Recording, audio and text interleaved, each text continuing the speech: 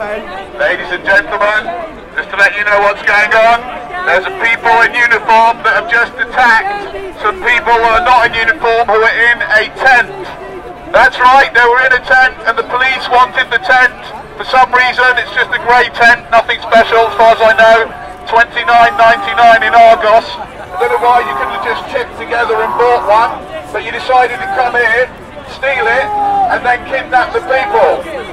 Ladies and gentlemen, public kidnapping happening here now. Kidnapping, public kidnapping happening. You are witnessing it here in 2015, the kidnapping of a peaceful man. In the interest of Gandhi. Gandhi's feet are arresting a peaceful protester. Look at what they're doing to peaceful protesters. Look at Gandhi's feet. Look what they're doing. Gandhi's feet. They should not be arresting a man. Shame on you! Shame on you! Shame on you! Okay, George, I turned up earlier on and there were about 30 police surrounding a two-man tent, and apparently there were two people inside. Can you tell me what led up to that large police presence surrounding the tent? So essentially we've had an Occupy Gandhi action that started at midday today. It was very overtly peaceful. And you know that we were obviously linking with the image and narrative and symbol that Gandhi is of peaceful, non-violent, principled resistance.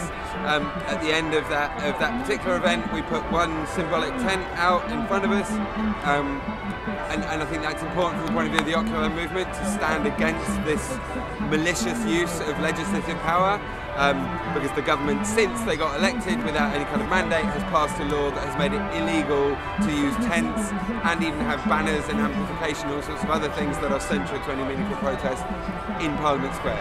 And the point here is that Parliament Square was built precisely for the purpose of peaceful democratic assembly and for the government to pass a law hugely constraining the way that we can protest is an abuse of our basic democratic rights. Unless people that do see things differently from how the mainstream is presenting them, unless those people are in a position to get out into places of significant symbolic importance and attract attention to a different kind of story about a much better, more compassionate, decent, sane society, then we know the story doesn't change.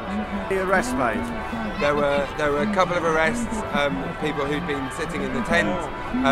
It was kind of extraordinary when you think of all the cuts to everything, to the disabled, to the old, but also to the police, to see probably tens of thousands of pounds, or at least thousands of pounds of police power being used to remove one symbolic tent from a bunch of peaceful protesters sitting in front of Gandhi, who is arguably the greatest global symbol of peaceful protest and resistance.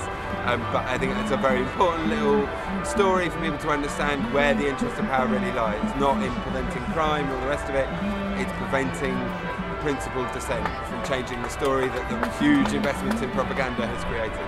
Thanks very much. Cheers.